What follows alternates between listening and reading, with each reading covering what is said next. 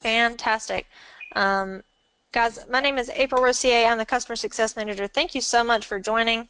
I have started the recording on this session. We are going to be talking all about GDPR today, and it's now time for that data strategy. I did want to cover a little bit of housekeeping for the call. I already see some folks using the questions box and the chat box, so thank you so much. Feel free to abuse those throughout this session.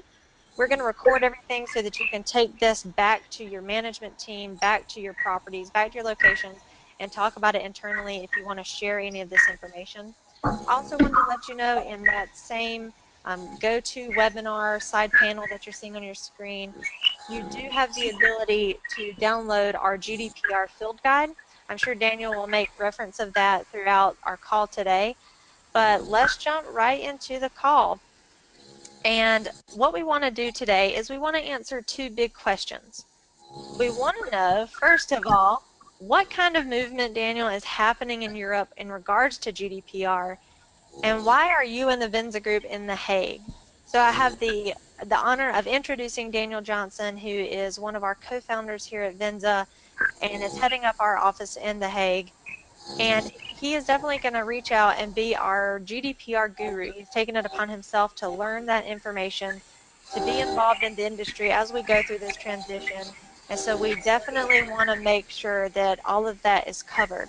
As questions come in, myself and Kayla Thompson from the customer success team will try and answer questions. Anything that we cannot, we will present to Daniel throughout the call and try and jump in where pauses give us information. So Daniel, without further ado, sir, please begin and let me know if I can help throughout. Fantastic. Thanks so much. Appreciate everybody joining for our webinar. Can you hear me fine? Everything audio-wise? We can hear you. Okay. Super. Well, thanks for joining. Being that it's late in the afternoon, I'm as motivated as you are to keep this roughly around our hour. My dinner time is waiting for me. But so glad that you could join us, and we'll get started. So you can see my screen. I see from the audience view, you can see my screen. I'm going to be using this Prezi, and we'll just jump right into it. GDPR. Now is the time for data strategy. I want to start with a little video. It only takes a moment or two. I don't know if you've seen this. I think it's just fascinating. It's been around for a couple of years, but it is a 24-hour look at the globe, and those little yellow lines are aircraft. That's the movement of humans around the globe, and you see so much activity around airports around Europe, especially right now, and you see a lot of airplanes going into the European airspace. But then all of a sudden, you're seeing now that movement going not going west to east, but now east to west. So it's noon. Lots of flights leaving from Paris, from Schiphol and Amsterdam, London Heathrow. It's a lot of people. Lots of folks landing on all sorts of airports there in North America and the Caribbean. Our friends down in Brazil getting visitors. It's now 6 o'clock in the afternoon. Still a lot of just a buzz of activity. Lots of people flying for those late night flights heading to North America. And then we wrap up at the end where we started, that 24-hour period. Why do I show that? I think that's just fascinating to look at how many people are coming and going across the globe, and I wanted to share some details. This was shared to me back in April. Well, not just me. It was during an educational session at the International Hospitality Technology Forum. It was in Paris this year, And I don't know if this factoid got to you all, but it kind of, I almost fell out of my seat when I heard it. 325,000 hotels in 2012. 2017, we exceeded 1 million. So a tripling of hotels across the globe. Growth in the hospitality industry of 4% versus 2% across other industries. Hospitality is growing, and that's kind of the follow-on to that video that we saw of people traveling. If you are a frequent traveler like me, it's just astounding to go to these if you're at Paris Orly or some of these smaller airports, they're jam-packed with people. If you've been to Schiphol here in the Netherlands, flying in and out of Amsterdam, it's just so full of people all the time, coming and going. Fascinating, and hospitality is in the forefront with regards to these people coming and going. Another thing from that IHTF conference that I brought up, that I mentioned a moment ago. This is a quote from Tom Magnuson of Magnuson Hospitality.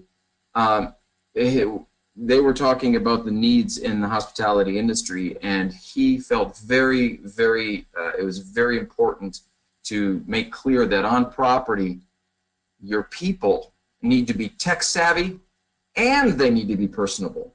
It's important to recruit people that are tech savvy. These are some takeaways that he had. And I thought, well, that's really insightful from the CEO of hospitality, of Magnuson Hospitality. So before we get into GDPR, I want to introduce you to somebody. This is Roberto. Roberto is 32 years old. He's married. He's a software engineer. He grew up in Lisboa, in Lisbon, Portugal. But he now lives in Eindhoven, Netherlands. Eindhoven is a real technology hub. He's a software engineer, lives in Eindhoven, which is about an hour's train ride to Schiphol Airport. So Roberto, interestingly enough, he is so that's the details on Roberto. He's a Red Sox fan. For those of you that are from the New England area, you might know that there's a rather large Portuguese community. A lot of fishermen moved to New England, and so there are even radio stations there in the Boston and Rhode Island area that are even in Portuguese. So lots of people, and Roberto has some relatives there in the New England area, and he's a Red Sox fan despite the rich tradition of soccer in Portugal. He claims to be a pretty big baseball fan, so that's kind of cool about him. And he's thinking about getting another trip back to New England. So it's time for a trip, he says, and he is part of that. He likes to use the Star Alliance. When he's traveling on the European side, he usually takes advantage of Accor properties. He also likes to stay at AC hotels, Marriott properties. Flying back to Portugal from Schiphol is real easy. He uses TAP Airlines. It's a Portuguese airline. Discount airline going to and from Boston. He likes to fly United. So all of this is Star Alliance. Very important to him to get those points in that loyalty program. So that's his kind of ecosystem that's real important to him. Quirky things about my friend Roberto. Wherever he stays, he usually likes to get 2 keys. Even though he might be traveling alone, he likes to keep the rooms nice and toasty, cool. So he's always sets his digital room at 19.5 degrees, and he requests having a room not near the elevator. He likes to be on the main floor or not up high, and he doesn't like to be near the elevator. So these are some some interesting little tidbits about Roberto. We're going to come back to Roberto in a little bit. Let's talk about GDPR Basics. So first and foremost, GDPR is an acronym. It is the General Data Protection Regulation of the European Union. Essentially, it determines that the protection of natural persons in relation to the processing of personal data is a fundamental right, and it's something that needs to be protected. I'm going to shift this a little bit so it's easier to read. We don't have the map there behind us. It took about 4 years of discussion for it to become a regulation. For those of you unfamiliar with the way politically and legally things happen in the European Union, there's a distinction between a regulation and a directive. A directive is something that the European Union is kind of a guideline, and then the enforcement of those directives are left up to the individual 28 states that make up the European Union. It's 28 nations. So a directive is a guideline, and then exactly how to enforce that directive is then kind of left up to the countries. So in '95 there was a data protection directive that was put in back in 1995 that was put into place in the EU, and that directive, it's been deemed over these last couple of years by the European Union that the directive doesn't go far enough. Organizations within the different countries are finding ways around it, with the exception of Germany in particular has done has been most stringent with regards to the enforcement of the directive. They incorporated things like data protection officers, which I'll talk about in greater detail in a few moments here. But a lot of the other countries within the European Union just were not doing enough, and the citizenry was concerned about the protection of their personal data, or as in North America, referenced as personally identifiable information, PII, or personal data here in Europe. Anyway, so it took about 4 years of discussion, and it was finally, I think this is in April of this year, it was finally ratified, finally signed. It was translated into 24 different languages. Pretty significant legal document, 99 articles, 100+ pages. It's globally applied to any organization processing or storing personal data of EU citizens. So if you're offering goods and services, you're monitoring behavior of EU citizens, it applies to you. And non-compliance, unlike the directive, non-compliance has some pretty stiff fines. So not adhering to the core principles for an organization found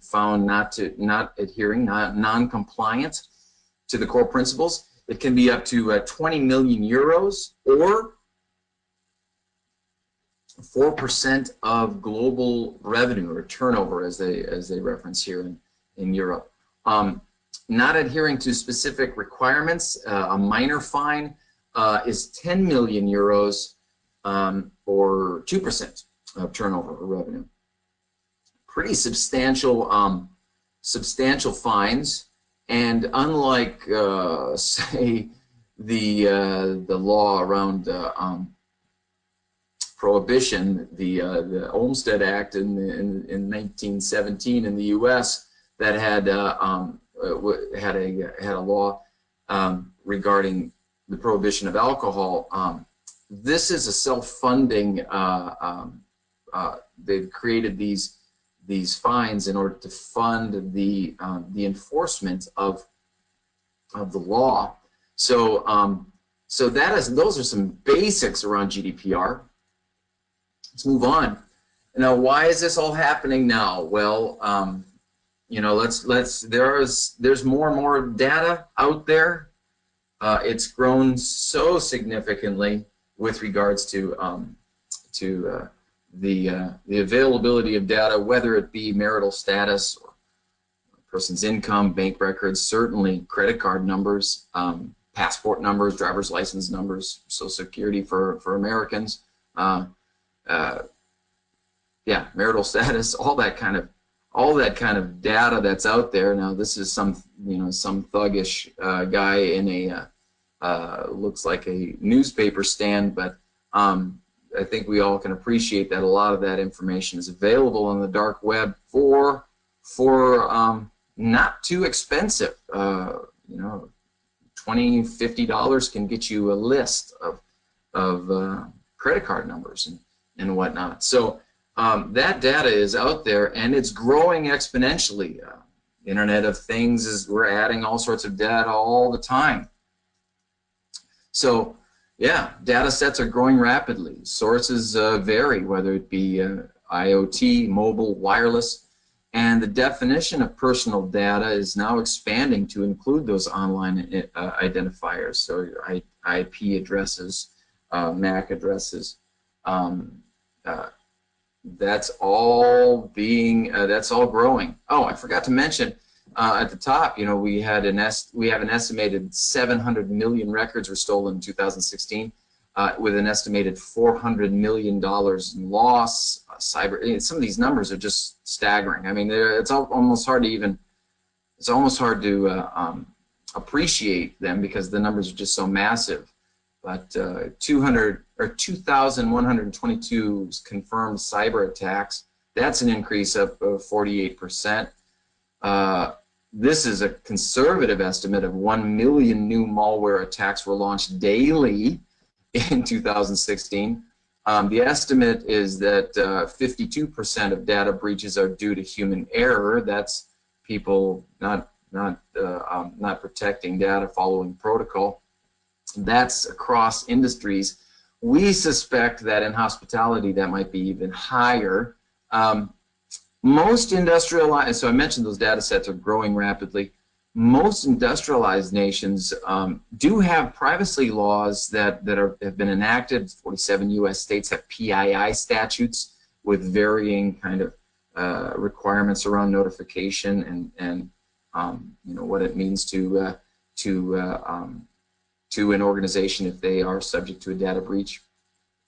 Canada has had an accountability-based privacy law on the books since 2002. Now, why mention accountability-based privacy law? Well, GDPR is an accountability-based privacy law. That means that if you are a controller, you have accountability to protect the privacy of those individuals who you have, upon who you have their data. Those individuals that have given you their data or allowed you to access to their data. So you, as a controller or a processor, whether you're a controller or a processor, GDPR is an accountability-based privacy law, so you are accountable to protect their privacy. And failure to do so, similar to the Canadian law, can incur fees, just as I mentioned a few moments ago. Daniel, this is April. If you don't mind me interjecting, we did have a few questions come in, and if you're going to cover this in a moment, just please tell us to wait. But we did have 2 questions come in separately regarding the enforcement of this by the EU on companies in the U.S. So you're going to cover that a little bit. I'm going to get there. I suspected people would want to know that, and you want to get there soon. Yep, coming right up. Perfect. Yeah. So other countries, Germany and Japan, both require data protection officers. So that's something. And then Australia and India examining GDPR as a model. So you can see the developed world is really looking at more and more privacy laws to be enacted. So question is, who needs to be compliant, right? This is what we're looking at, right, April? Who needs to be compliant? Non-European organizations.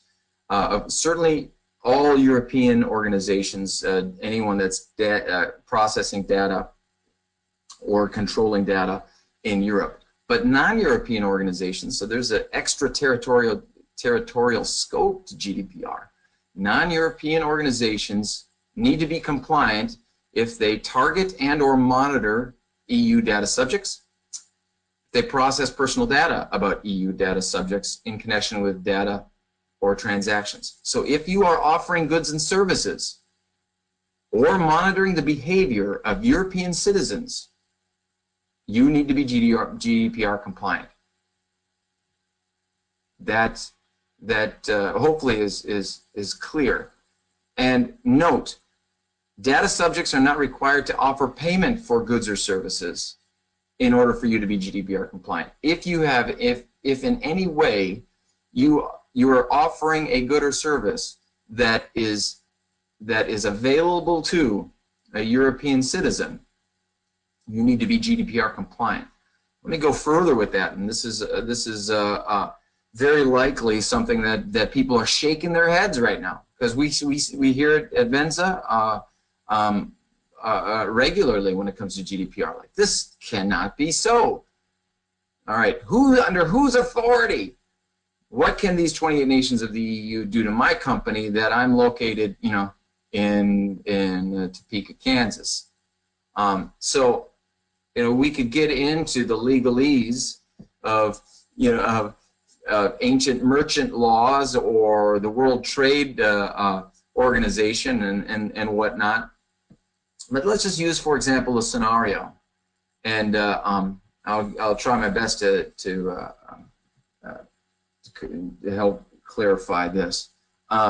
Let's say you are a U.S. citizen and you made your way over to Munich for Oktoberfest, and you were when you weren't in the beer gardens, you visited some high-end car manufacturers, and because you're a high roller and you want to be the first one in your neighborhood to have this super modern futuristic car, you just purchase it and you ship it over to your home there in Topeka.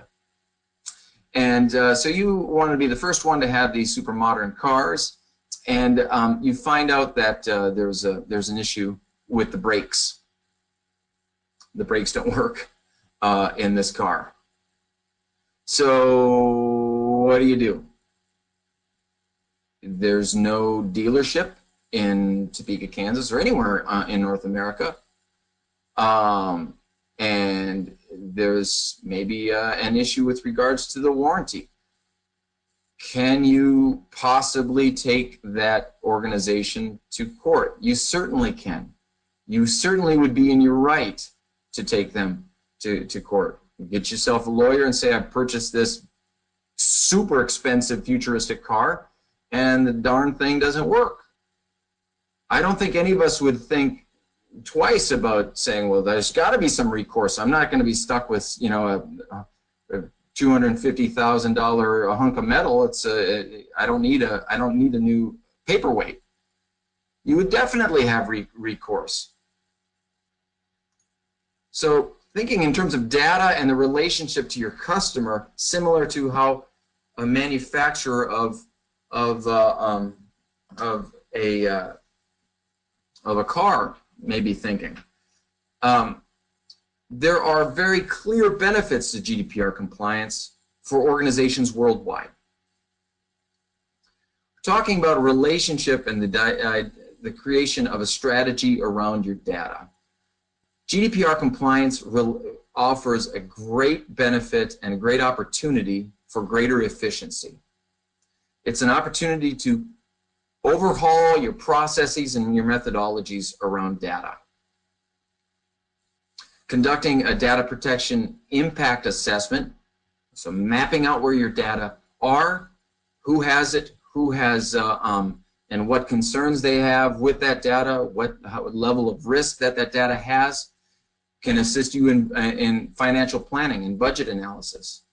Certainly around reporting, incident notifications. So it is an opportunity to be in front of a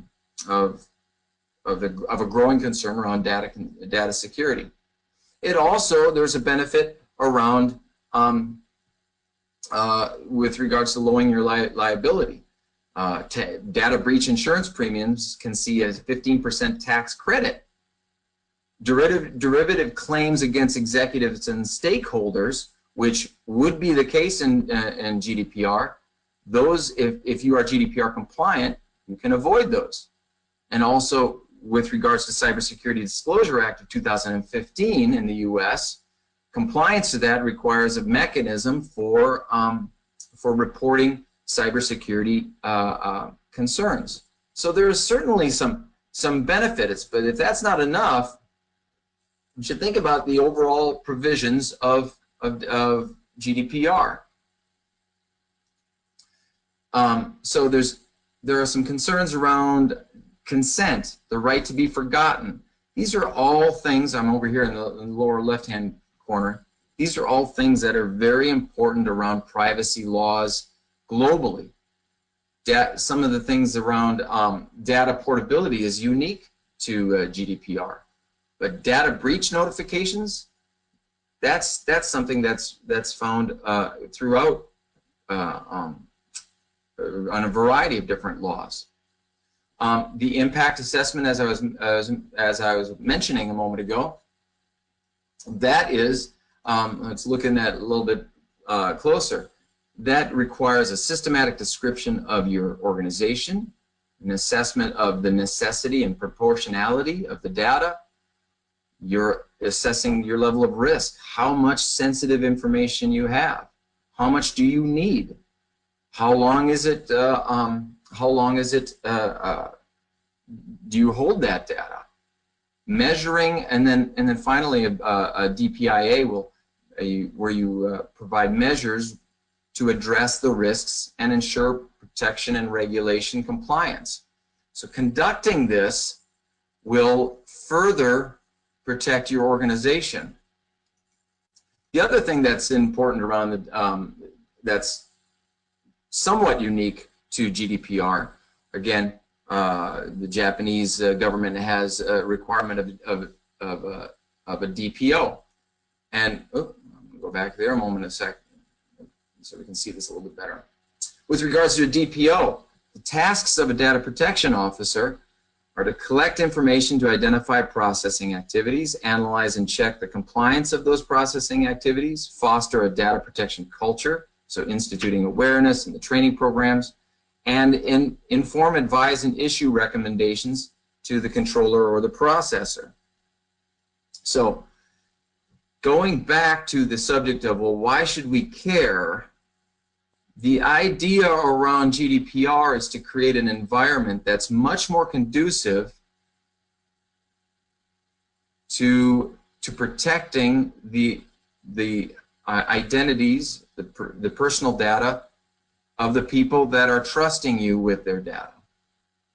So thinking in terms of why should we care, I don't have to worry about compliance is firstly incorrect, because as a non-US or non-EU organization that offers goods and services to European citizens, you will fall under GDPR because of treaties that are established between your nations.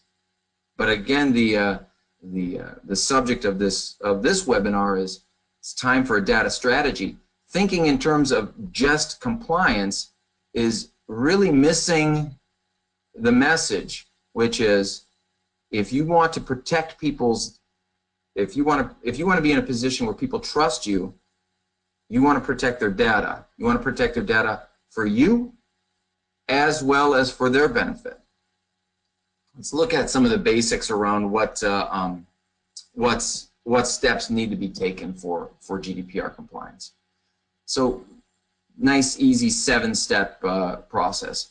You need to determine whether or not you are a data processor. That I'm just reviewing my notes here. That will very likely be for anyone in hospitality. You will likely be considered a controller, because you're providing, you have some impact in the means of that data being collected. Your relationship with CRM, or PMS provider, they may be They may be co-controllers, or they may be considered a processor. But this will be an important definition for you to know. The second step is audit your data. This will probably be the most time-consuming task, but it really does provide the greatest amount of benefits. Find out what data you have, where you have it, why you have it, how long you need it, and and whatever current processes for deleting it. Can you get a single view of data subjects? So there are all sorts of different database solution providers that can help you sort out your data, doing a data mapping exercise. The organizations that are on the forefront with this look at their data like they think of their money. Data is an asset today. This is the world of big data. So know where your data are, and know and be in control of your data. So auditing your data, mapping your data may be a considerable task. It doesn't have to be something you do in-house, but it is super important.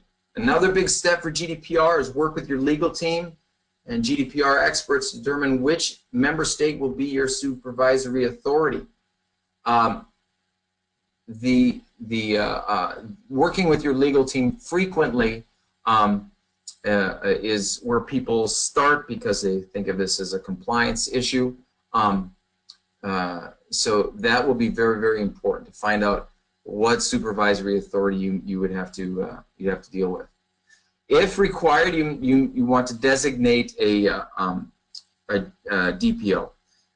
Now, not every organization requires a DPO, but it's very likely that if you are having any kind of volume of European citizens coming to your property, you will need to have a DPO. Designate a DPO. DPO doesn't have to be one person. It can be a designated team. But one thing that's very, very important on the subject of the DPO is that that person cannot have any kind of conflict of interest with regards to the analysis of the situation within the organization. So if there is a data protection a data mapping exercise with an impact assessment, evaluating the risk, you don't want to have a DPO that would for example, be your IT manager, say, well, I don't think there's that stuff there. It's not really important, so I'm going to leave that out of my impact assessment. Or for example, you wouldn't want the DPO to be the person that's also accountable. So the controller cannot be the DPO. The controller needs to designate a DPO. Lots of organizations are looking to have to get help from outside because the data protection officer is a pretty substantial role. They have to, as I had mentioned in the slide before, with regards to their tasks, they have to collect information. They're analyzing, so there's a strong technological role. They have to be familiar with the legalese around GDPR. They have to be have managerial skills where they're informing and advising controllers and processors, and also the people that have any access to data. So they're launching awareness programs. That's an interesting, challenging skill set. So given that, a lot of people with regards to data protection officer are looking for help, maybe doing a DPO for hire. There are organizations that do that. The typical approach is that DPO for hire might be one day a week. They're working with your IT teams as well as your legal counsel to help in the process of getting GDPR compliant. So yeah, the DPO is a very, very significant role, and they need to be involved kind of from the start. So that's with regards to the process. So pretty important. Other things, another step that you need to take for GDPR compliance, as I sip my tea here, you have to look. You have to create a consent management mechanism. So redesign what consent and disclosure looks like for your customers. So if you have a number of different avenues, ways that you digitally contact your customers, where they're providing you also personal data, whether that be details around if you've got a new app that people can access to order drinks, get pina coladas from the pool, or newsletters, or through a loyalty program. All of that needs to address consent. People have to, a big part of GDPR, and I'll just go back to this for a second, if you recall, as I'd mentioned, that right to be forgotten and consent. People, according to GDPR, have the right to be forgotten, and failure to be able to exercise and access any record of when they gave consent and when they retracted their consent could put you out of GDPR compliance. So that's a very important step to take. The service level agreements you have with your third-party providers. This is a really key component. So all of your agreements with your third-party providers, if you're working with a Sendine or a Amadeus or someone with regards to your CRMs or your PMS providers, and if you're thinking, well, all of my stuff data is housed in that PMS provider, well, you better make darn sure that they are GDPR compliant.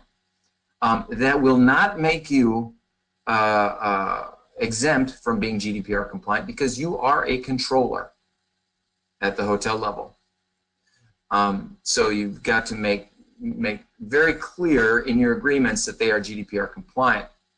So working with your legal team to reevaluate those legal agreements will be super important. It could be that, you know, from what we've seen, a lot of those agreements can be quite old. They could be recycled year over year, and the role of data was less of a concern in hospitality. But again, data sets are emerging, new technologies with all sorts of access to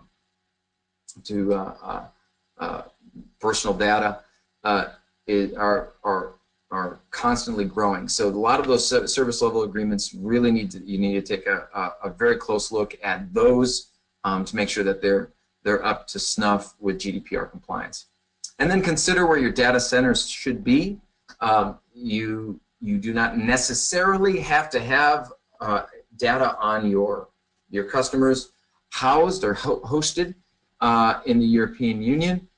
If you're following some binding corporate rules, some relationship with regards to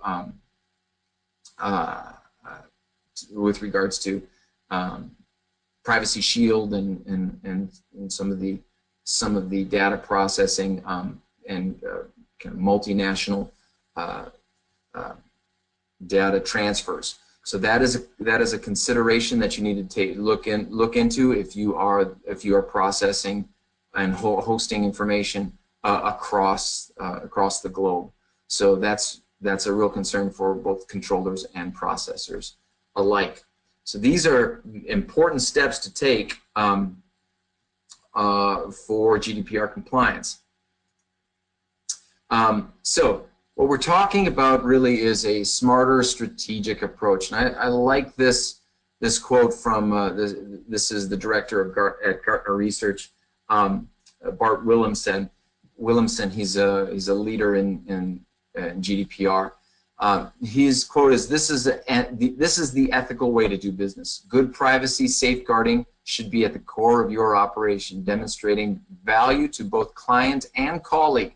Similar to security, if you do it right, privacy compliance is a business enabler rather than a stumbling block for those who value customer trust.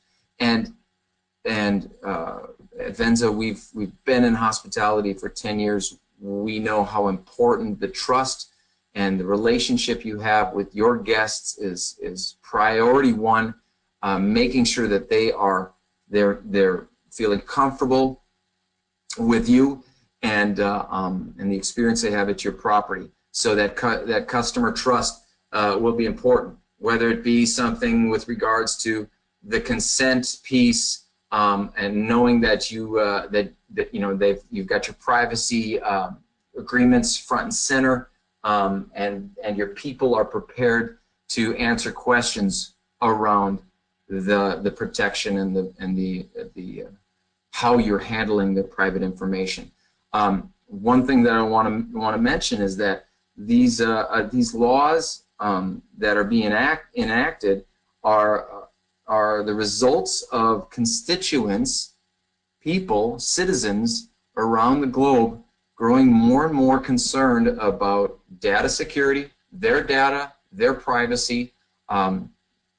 In addition to GDPR, it has not been signed into law just yet. There is a follow-on kind of complementary law that that the European Union is looking at. It's called e-privacy regulation. So it's a complement to GDPR. So GDPR is looking at data processing regulation. The e-privacy regulation really even more on the marketing side. So with regards to cookies and how people are marketed to and access to their lists. So this is a game changer when it comes to the world of big data that we live in. And so the idea of having a smarter, strategic approach to your data is all about understanding where it is and being in a position where you can confidently continue to grow the trust that your customers are putting in you when they're sharing their data and they're staying at your property. So that's that quote from Bart. So I want to get back to Roberto from Eindhoven, the Portuguese guy that lives in Eindhoven. So, all right, a little funny thing. Oh, we had a data breach, ones and zeros spilling out all over the place. Well, let me tell you what happened to Roberto. There was a bit of an incident here. Oh, there we go. So Roberto, he goes to New England to quote-unquote visit his uncle and watch the Red Sox. He books a room 136, so it's far from the elevator in a hotel in Boston. Now, based on his guest experience profile, because this hotel has bought into this whiz-bang guest experience profile management tool, and so it's got all the wonderful components that and it keeps track across the organization, all those things that are important to each guest. So according to his guest experience profile, when he walks into the room, it's set at 19.5, and Roberto, for whatever reason, gets a little skittish. He feels uncomfortable about how much this property knows about his preferences. I recall we talked about the no elevator. He wanted 19.5, likes that. Now he never actually said he liked 19.5. He always, anytime he went, he would set it at 19.5, and that degrees Celsius. We're not in Fahrenheit on that one. That would be too cold. So 19.5 Celsius. So he never consented to that guest experience profile detail. So he's uncomfortable with it, and he makes a request to withdraw his consent. He speaks to the front desk. Well, the front desk agent is completely clueless about consent management, GDPR, privacy. So they basically say, yes, sir, okay, and they make a note in the PMS that Roberto does not want to have his room set at 19.5 anymore. Then a little later, room number 136 calls concierge to book a couple's massage. So I don't think he's doing it with his uncle, and he's certainly not watching the Red Sox in the massage in the spa, then subsequently or later down the road, using pretexting, a social engineering technique by some identity thieves, the hotel has been breached. That's no good. As we've seen across the globe, that's happening all the time. Unfortunately for that hotel, with neither accurate data mapping nor consent management mechanism in place, Roberto's personal data, his identity, has been stolen in that breach.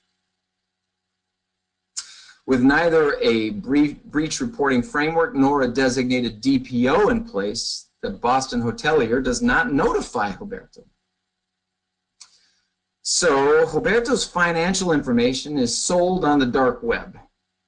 So that is already bad. Adding insult to injury, Roberto's wife in Eindhoven receives a coupon for a Valentine's Day couples massage.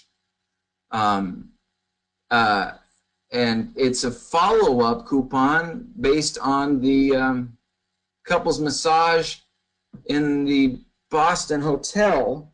The challenging part of this is that she's never been to that Boston hotel. So this is kind of insult to injury in Roberto's life. The Boston hotelier receives a notification from the supervisory authority in Den Haag, Netherlands, of a legal action due to their non-compliance to GDPR. So the hotel manager is their head in hand. So this is a little bit of a narrative anecdote to the impact of not having a data security, data strategy in place, and a failure to take heed of the importance of the growing trend toward having data security and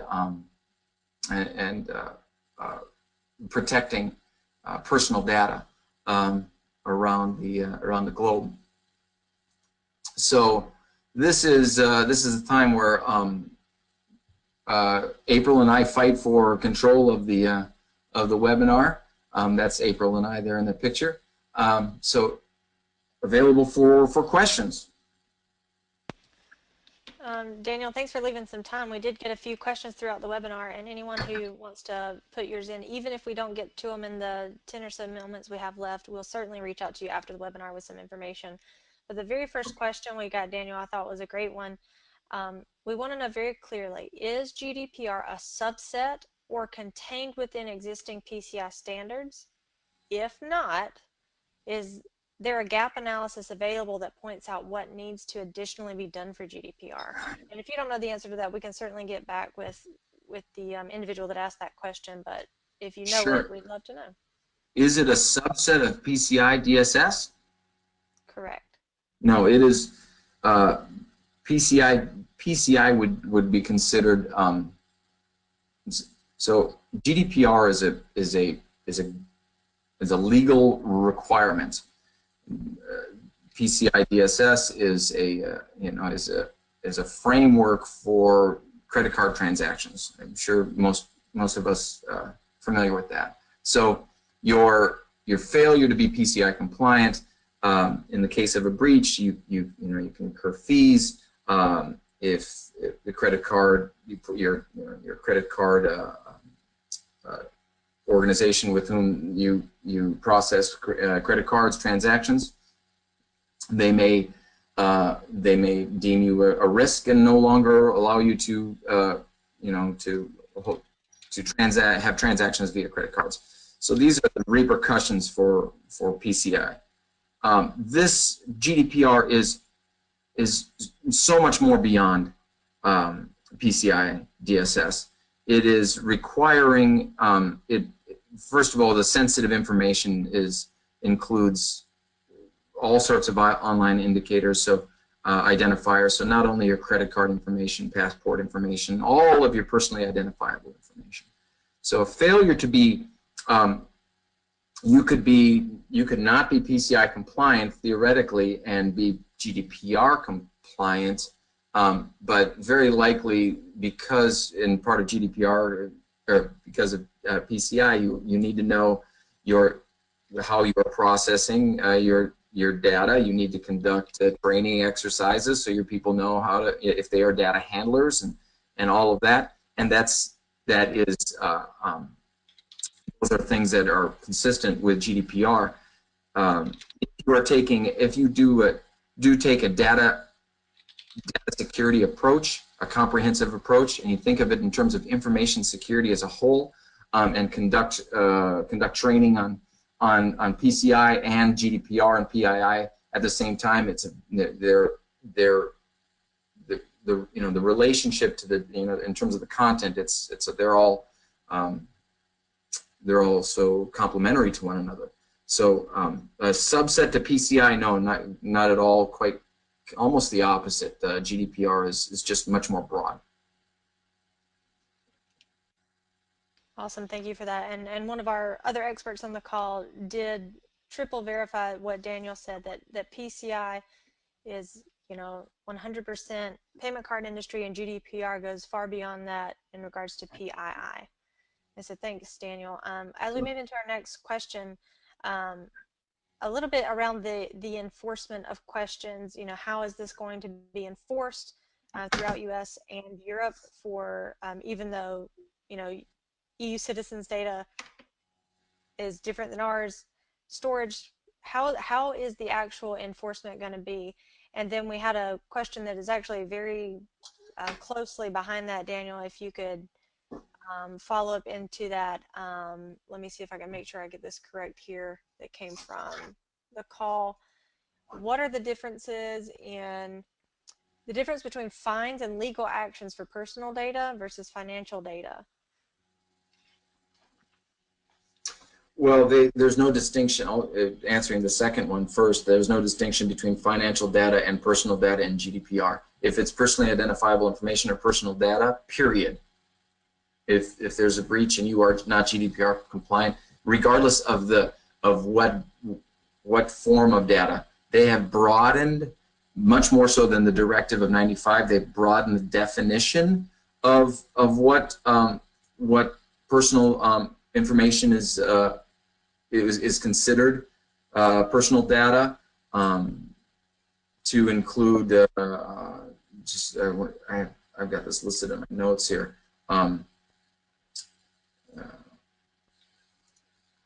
We're everything from passport information to marital status.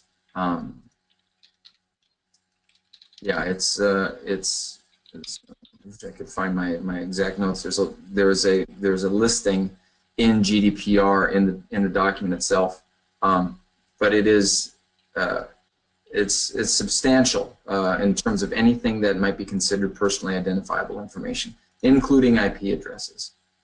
What was the first question? I mean, how is it going to be enforced?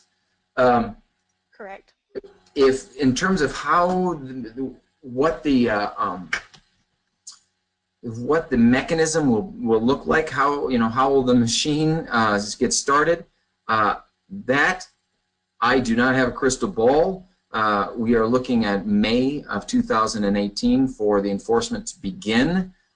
So anything, if I were to say, that it's going to be this, it would be just wild speculation.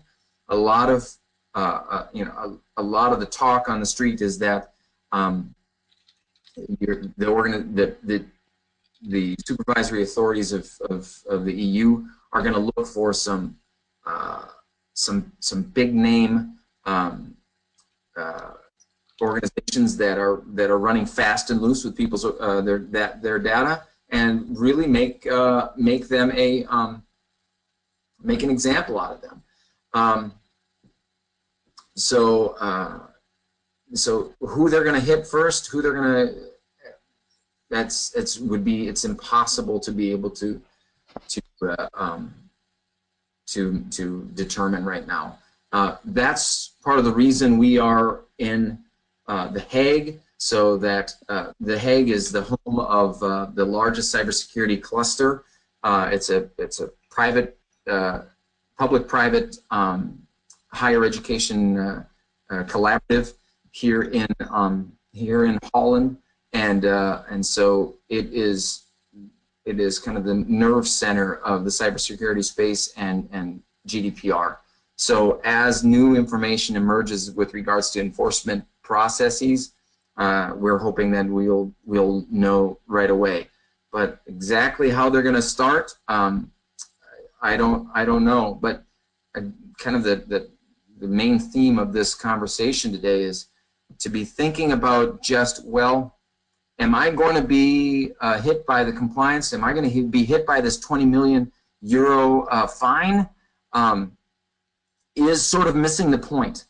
It is all about having a strategy in place where you know where your data is, because data is an asset today. You know where your money is, you should know where your data is. And if you've got data that's going to put you at risk, get rid of it. Now is the time to act on that. And if need be, use GDPR as the big, bad, scary thing that you have to address. But this is a great opportunity for your organization to